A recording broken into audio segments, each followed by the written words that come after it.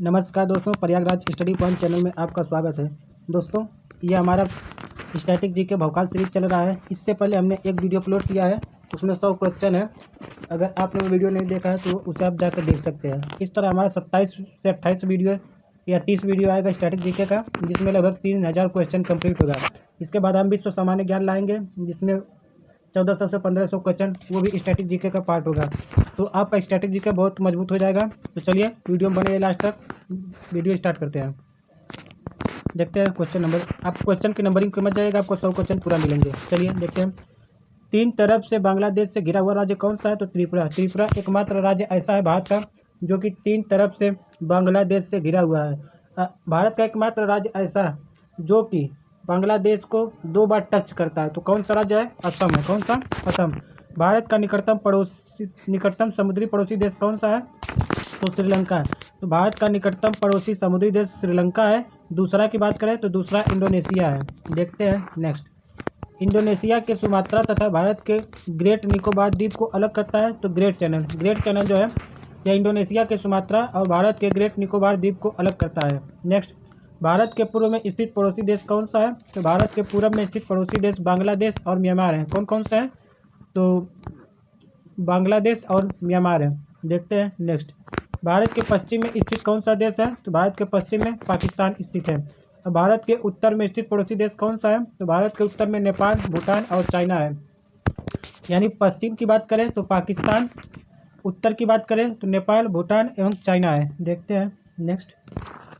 भारत के दक्षिण में स्थित देश कौन सा है? तो भारत के दक्षिण में स्थित श्रीलंका है। भारत के पड़ोसी देशों में सर्वाधिक क्षेत्रफल वाला देश कौन सा है? तो पाकिस्तान है। तो दोस्तों, इसमें आपको हर टाइप का क्वेश्चन मिलेगा एग्जाम में। हमने ज़्यादा से ज़्यादा क्वेश्चन कंप्लीट करने की कोशिश की है ताकि इससे बाहर आपके एग्जाम में क्वेश्चन ना आए। तो चलिए देखते हैं नेक्स्ट। यानी भारत के पड़ोसी देशों में सर्वाधिक क्षेत्रफल वाला देश कौन सा है? तो पाकिस्तान है। देखते हैं नेक्स्ट। अफगानिस्तान की सीमा से लगा एकमात्र भारतीय राज्य कौन सा है? तो जम्मू कश्मीर। यानी जो अफगानिस्तान की सीमा से लगा एकमात्र भारतीय राज्य कौन सा है? तो जम्मू कश्मीर है। भारत पाकिस्तान की बीच की सीमा रेखा को क्या कहते हैं? तो रेड क्लिफ रेखा। भारत और पाकिस्तान के बीच जो सीमा का निर्धारण करती है उसे रेड क्लिफ रेखा कहते हैं। भारत चाइना की बात करें तो मैकमोहन रेखा। इसका रेड क्लिफ रेखा का निर्धारण कब हुआ? तो 15 अगस्त 1947 को सर जे रेड क्लिफ द्वारा। भारत एवं चाइना के बीच की सीमा रेखा कौन सी है? तो मैकमोहन रेखा, जिसका निर्धारण 27 अप्रैल 1914 को शिमला सम्मेलन में हुआ था। देखते हैं नेक्स्ट। पाकिस्तान एवं अफगानिस्तान के बीच की कौन सी सीमा रेखा है? तो डुरंड रेखा। यानी डुरंड रेखा जो कि पाकिस्तान और अफगानिस्तान की सीमा को अलग करती है। इसका निर्धारण कब हुआ था? तो 1896 में हुआ था। पड़ोसी देशों की सीमा से जुड़े भारतीय राज्यों की संख्या कितनी है? तो 17। यानी पड़ोसी देश की सीमा से जुड़े भारतीय राज्यों की कुल संख्या कितनी है? तो 17 राज्य ऐसे हैं जो कि पड़ोसी देशों को टच करते हैं। देखते हैं नेक्स्ट। भारत का वह भूभाग जो पाकिस्तान के कब्जे में है, तो POK यानी पाक अधिकृत कश्मीर जो है यह भारत का हिस्सा है जो कि पाकिस्तान में है। नेक्स्ट, नियंत्रण रेखा का निर्धारण कब हुआ था? तो 1972 में शिमला समझौता के तहत 1972 में नियंत्रण रेखा का निर्धारण हुआ था। देखते हैं नेक्स्ट। आदम का पुल कहाँ स्थित है? आदम का पुल भारत एवं श्रीलंका के मध्य स्थित है। 3 बीघा कॉरिडोर जोड़ता है। तो 3 बीघा कॉरिडोर भारत और बांग्लादेश को जोड़ता है। इससे संबंधित संविधान संशोधन कौन सा है? तो 7वां संविधान संशोधन है। देखते हैं नेक्स्ट। अंतरिक्ष युग का श्री गणेश कब हुआ था? अंतरिक्ष युग का श्री गणेश 1957 में हुआ था। कब हुआ था? 1957 में। देखते हैं नेक्स्ट। भारत में अंतरिक्ष कार्यक्रम की शुरुआत कब हुई थी? तो भारत में अंतरिक्ष कार्यक्रम की शुरुआत 1962 में। यानी अंतरिक्ष युग का जो भारत में प्रारंभ है 1957 में प्रारंभ हुआ था, लेकिन कार्यक्रम इसका जो हुआ था शुरू 1962 में। अंतरिक्ष विभाग या अंतरिक्ष आयोग की स्थापना कब हुई थी? तो अंतरिक्ष विभाग या अंतरिक्ष आयोग की स्थापना 1972 में हुई थी। देखते हैं नेक्स्ट। PSLV का पूरा नाम क्या है? तो पोलर सैटेलाइट लॉन्च व्हीकल होता है। क्या होता है? Polar satellite launch vehicle. भारतीय अंतरिक्ष कार्यक्रम का जनक किसे कहा जाता है? तो भारतीय अंतरिक्ष कार्यक्रम का जनक डॉक्टर विक्रम साराभाई को कहा जाता है। किसे? डॉक्टर विक्रम साराभाई। नेक्स्ट, भारतीय मिसाइल यानी प्रक्षेपास्त्र कार्यक्रम का जनक किसे कहा जाता है? Doctor APJ Abdul Kalam. Doctor APJ Abdul Kalam को भारतीय मिसाइल कार्यक्रम का जनक कहा जाता है। और भारतीय अंतरिक्ष अनुसंधान संगठन इसरो की स्थापना कब हुई थी? तो इसरो की स्थापना 1969 में हुआ था। कब हुआ था? 1969 में। इसका मुख्यालय कहाँ है? तो बंगलौर में है। देखते हैं नेक्स्ट। भारत में प्रथम जानवर अंतरिक्ष में जाने वाला प्रथम जानवर कौन सा है? तो अंतरिक्ष में जाने वाला प्रथम जानवर जो है लाइका नामक कुतिया है। कौन सी है? लाइका नामक कुतिया। और अंतरिक्ष में प्रवेश करने वाला प्रथम व्यक्ति कौन सा है? तो मेजर यूरी गागरिन, जो कि सोवियत संघ यानी रूस के थे। 1961 में अंतरिक्ष में गए थे। कौन? 1961 में मेजर यूरी गागरिन। अगर अंतरिक्ष में जाने वाली प्रथम महिला की बात करें तो वैलेंटीना तेरेस्कोवा, यानी 2 वर्ष बाद, यानी यूरी गागरिन के 2 वर्ष बाद वैलेंटीना तेरेस्कोवा अंतरिक्ष में गई थी 1963 में। अंतरिक्ष में तैरने वाला प्रथम व्यक्ति कौन है? तो अंतरिक्ष में तैरने वाला प्रथम व्यक्ति अलेक्सी लियोनोव है। यह भी कहाँ का है? यह भी रूस का ही है। कब गया था? 2 वर्ष बाद 1965 में। यानी 1961 में मेजर यूरी गागरिन, 1963 में वैलेंटीना तेरेस्कोवा और 1965 में अलेक्सी लियोनोव। यह भी रूस के ही है। देखते हैं नेक्स्ट। अंतरिक्ष में तैरने वाली प्रथम महिला कौन सी है? तो अंतरिक्ष में तैरने वाली प्रथम महिला स्वेतलाना सवित्काया। कौन है? स्वेतलाना सवित्काया, जो कि अंतरिक्ष में तैरने वाली प्रथम महिला है। और अंतरिक्ष में जाने वाला प्रथम एशियाई कौन है? तो फाम तुआनपे। फाम तुआनपे जो है अंतरिक्ष में जाने वाले प्रथम एशियाई हैं। देखते हैं नेक्स्ट। और अंतरिक्ष में जाने वाले अगर प्रथम भारतीय की बात करें तो अंतरिक्ष में जाने वाले प्रथम भारतीय स्क्वाड्रन लीडर राकेश शर्मा, जो कि 3 अप्रैल 1984 में गए थे। और अगर महिला की बात करें तो अंतरिक्ष में प्रवेश करने वाली प्रथम भारतीय महिला कौन सी है? तो कल्पना चावला, जो कि हरियाणा की है। 1997 में गई थी। कौन? कल्पना चावला। देखते हैं नेक्स्ट। सर्वाधिक समय तक अंतरिक्ष में रहने वाली महिला कौन सी है? तो पहले सुनीता, यह रिकॉर्ड सुनीता विलियम्स के नाम था, लेकिन इस समय चेंज हो गया है। इस समय सबसे ज़्यादा दिन तक रहने वाली है, अभी एक हाल ही में महिला गई थी, आप कमेंट करके उसका नाम बताएंगे। देखते हैं नेक्स्ट। प्रथम मानव रहित अंतरिक्ष यान कौन सा है? तो प्रथम मानव रहित अंतरिक्ष यान लूना 16 है। कौन सा है? लूना 16 है। और भारत का प्रथम चालक रहित यान कौन सा है? तो भारत का प्रथम चालक रहित यान लक्ष्य है। देखते हैं नेक्स्ट। चंद्रमा पर उतरने वाला प्रथम चालक विहीन अंतरिक्ष यान कौन सा है? तो लूना 9। लूना 9 जो है ये चंद्रमा पर उतरने वाला प्रथम अंतरिक्ष विहीन अंतरिक्ष यान है। देखते हैं नेक्स्ट। चंद्रमा पर पैर रखने वाला प्रथम व्यक्ति कौन सा है? तो चंद्रमा पर पैर रखने वाला प्रथम व्यक्ति नील आर्मस्ट्रांग, जो कि अमेरिका के हैं। या 21 जुलाई 1969 को चंद्रमा पर पैर रखे थे। चंद्रमा पर मानव को भेजने वाला प्रथम अंतरिक्ष यान कौन सा है? तो अपोलो 11। अपोलो 11 जो है ये चंद्रमा पर मानव को पहुंचाने वाला प्रथम अंतरिक्ष यान है। देखते हैं नेक्स्ट। चंद्रमा पर मानव भेजने वाला प्रथम देश कौन सा है? तो चंद्रमा पर मानव भेजने वाला प्रथम देश संयुक्त राज्य अमेरिका है। कौन सा है? संयुक्त राज्य अमेरिका। अगर अंतरिक्ष की बात करें तो इसमें रसिया सबसे पहले गया था। अगर चंद्रमा की बात करें इसमें संयुक्त राज्य अमेरिका गया था। प्रथम अंतरिक्ष पर्यटक कौन सा है? तो डेनिस टिटो। डेनिस टिटो जो कि यूएसए के हैं, ये प्रथम अंतरिक्ष पर्यटक हैं जो कि वहाँ पर घूमने के लिए गए थे। देखते हैं नेक्स्ट। पहली महिला अंतरिक्ष यात्री पर्यटक कौन सी है? तो पहली महिला अंतरिक्ष पर्यटक अनुसैया अंसारी है। कौन है? अनुसैया अंसारी, जो कि पहली महिला अंतरिक्ष पर्यटक है। प्रथम अंतरिक्ष शटल कौन सा है? तो कोलंबिया, जो कि यूएसए का है। यह प्रथम अंतरिक्ष शटल है। देखते हैं नेक्स्ट। मंगल पर उतरने वाला प्रथम यान कौन सा है? तो मंगल ग्रह पर उतरने वाला प्रथम यान वाइकिंग फर्स्ट है। कौन सा है? वाइकिंग फर्स्ट है।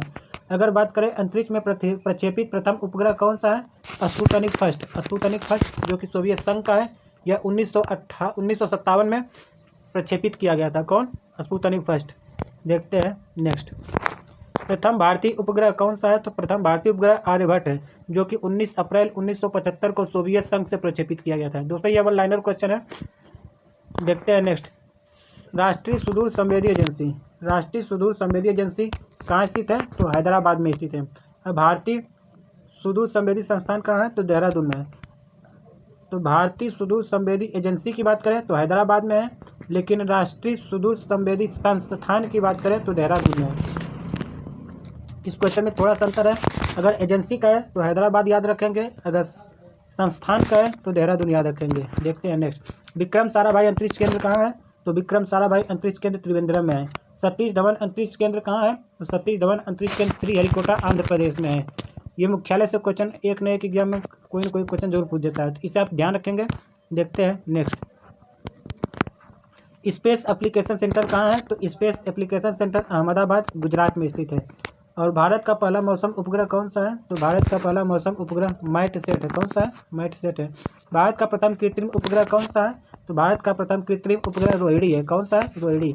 भारत का प्रथम संचार उपग्रह कौन सा है? तो भारत का प्रथम संचार उपग्रह एप्पल है। कौन सा है? एप्पल है। भारत का पहला, देखते हैं नेक्स्ट।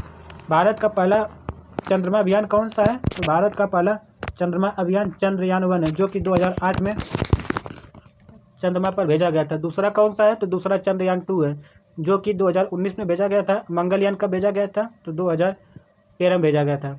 अगर भारत में आर्यों का आगमन कब हुआ? तो भारत में आर्यों का आगमन 1500 ईसा पूर्व हुआ था। कब हुआ था? 1500 ईसा पूर्व। दोस्तों, हमने इसमें हर टॉपिक को छूने की कोशिश की है, तो इसलिए इस वीडियो में लास्ट तक बने रहिएगा। देखते हैं नेक्स्ट। महावीर का जन्म कब हुआ था? तो महावीर का जन्म 540 ईसा पूर्व में हुआ था। महावीर का निर्वाण कब हुआ था? तो महावीर स्वामी का निर्वाण 468 ईसा पूर्व में हुआ था। देखते हैं नेक्स्ट। गौतम बुद्ध का जन्म कब हुआ था? तो गौतम बुद्ध का जन्म 563 ईसा पूर्व हुआ था। गौतम बुद्ध का परिनिर्वाण कब हुआ था? तो 483 ईसा पूर्व में। यानी गौतम बुद्ध का जन्म 563 में हुआ था, महापरिनिर्वाण कब हुआ था? तो 483 ईसा पूर्व में। देखते हैं नेक्स्ट। सिकंदर का भारत पर आक्रमण कब हुआ था? तो सिकंदर ने भारत पर आक्रमण किया था 326-36 में। कब किया था? 325-26 में सिकंदर ने भारत पर आक्रमण किया था।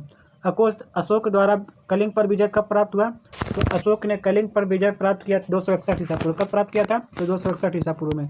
देखते हैं नेक्स्ट। विक्रम संवत का आरंभ कब माना जाता है? तो विक्रम संवत का आरंभ 58 ईसा पूर्व है। कब है? 58 ईसा पूर्व।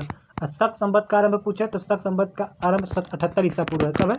78 ईसा पूर्व है। देखते हैं नेक्स्ट। हिजरी संवत का आरंभ कब हुआ था? तो हिजरी संवत का आरंभ 622 ईसा पूर्व हुआ था। फाहियान की भारत यात्रा कब है? तो फाहियान की भारत यात्रा 605 से 611 ईसा पूर्व है। 405 से 411 ईसा पूर्व, यानी 405 से 411 ईसा पूर्व फाहियान भारत की यात्रा पर था। देखते हैं नेक्स्ट। हर्षवर्धन का शासनकाल कब है? तो हर्षवर्धन का शासनकाल 606 से 647 ईसा पूर्व है। कब है? 606 से 647 ईसा पूर्व है। वेन्सांग की भारत यात्रा कब है? तो वेन्सांग की भारत यात्रा 630 ईसा पूर्व। कब है? 630 ईसा पूर्व है। देखते हैं नेक्स्ट। सोमनाथ मंदिर पर आक्रमण कब हुआ था? तो सोमनाथ मंदिर पर आक्रमण 1025 ईसा पूर्व में हुआ था। कब हुआ था? 1025 ईसा पूर्व में। तराइन का प्रथम युद्ध कब हुआ था? तो तराइन का प्रथम युद्ध 1191 में हुआ था। किसके किसके बीच में हुआ था? तो तराइन का प्रथम युद्ध 1191 में पृथ्वीराज चौहान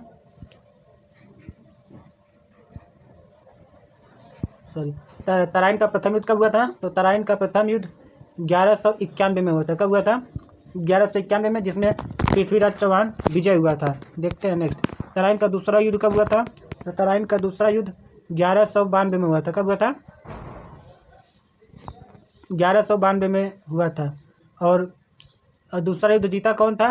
तो दूसरा युद्ध में मोहम्मद गोरी जीता था। कौन जीता था? मोहम्मद गोरी। देखते हैं नेक्स्ट। गुलाम वंश की स्थापना कब हुआ था? तो गुलाम वंश की स्थापना 1206 ईस्वी में हुआ था। कब हुआ था? तो गुलाम वंश की स्थापना 1206 ईस्वी में कौन किया था? कुतुबुद्दीन ऐबक। कुतुबुद्दीन ऐबक की मृत्यु के बाद उसका दामाद उसकी गद्दी पर बैठा कौन? इल्तुतमिश। इल्तुतमिश के बाद उस गद्दी पर बैठा रजिया सुल्तान। रजिया सुल्तान के बाद बैठता है बलबन। बलबन के बाद गुलाम वंश का अंतिम शासक कौन है? शमसुद्दीन कैमूर से है। देखते हैं next. Vasco D gamma Bharat कब आया था? तो वास्को डी गामा भारत 1498 ईसा पूर्व आया था। पानीपत का प्रथम युद्ध कब हुआ था?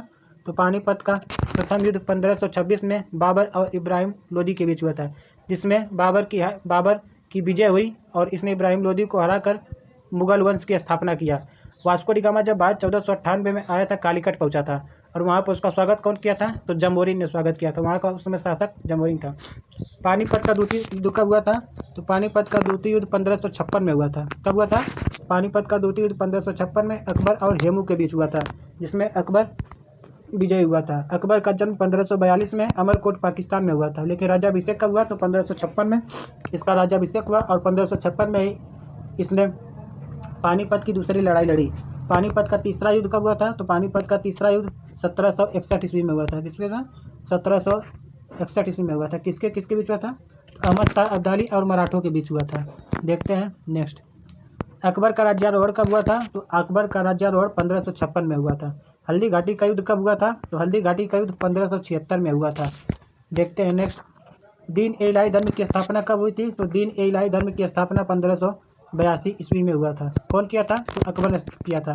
प्लासी का युद्ध कब हुआ था? तो प्लासी का युद्ध 1757 में हुआ था। कब हुआ था? 1757 में हुआ था। देखते हैं नेक्स्ट। बक्सर का युद्ध कब हुआ था? तो बक्सर का युद्ध 1764 में हुआ था। और बंगाल में अस्थायी बंदोबस्त कब शुरू हुआ? तो बंगाल में अस्थायी बंदोबस्त 1793 में शुरू हुआ था। बंगाल विभाजन कब हुआ था? तो बंगाल विभाजन 1905 में हुआ था। कब हुआ था? 1905 में हुआ था लॉर्ड कर्जन के समय। किसके समय? लॉर्ड कर्जन के समय।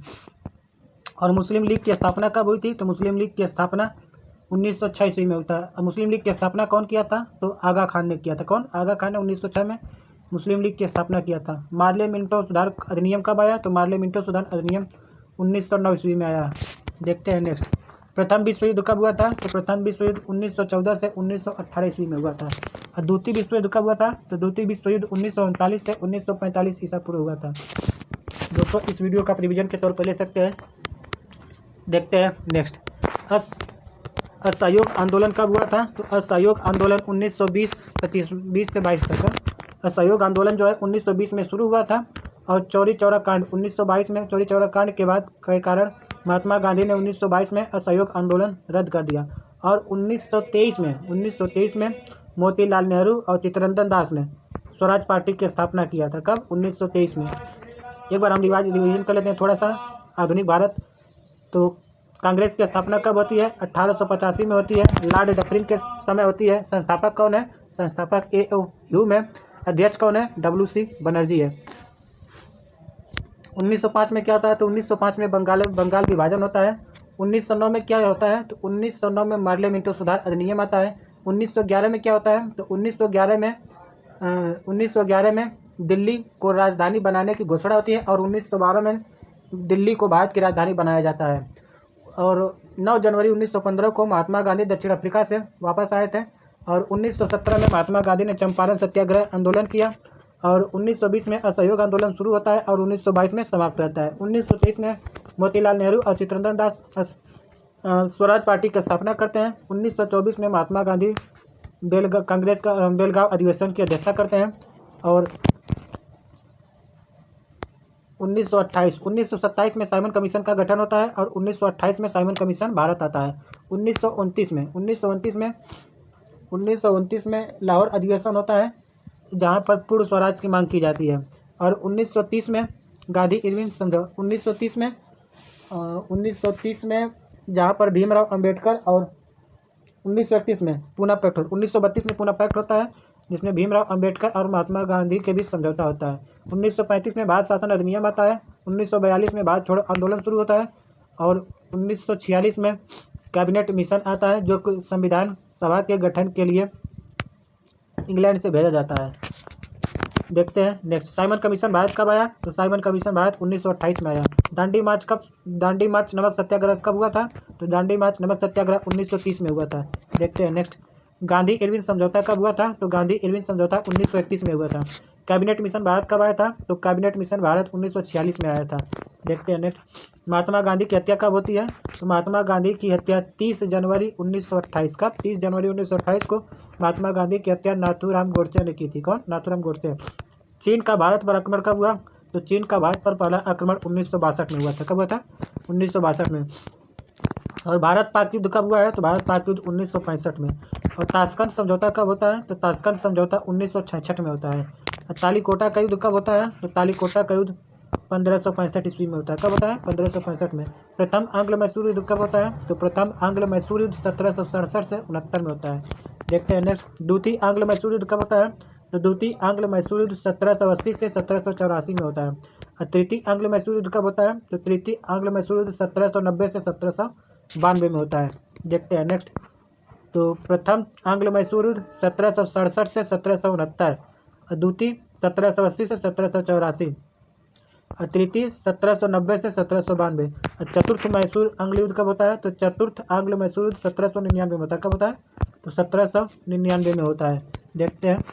तो दोस्तों इसमें हमारा 100 क्वेश्चन कंप्लीट हो गया है जिसको आपने पूरा अंत तक देखा है।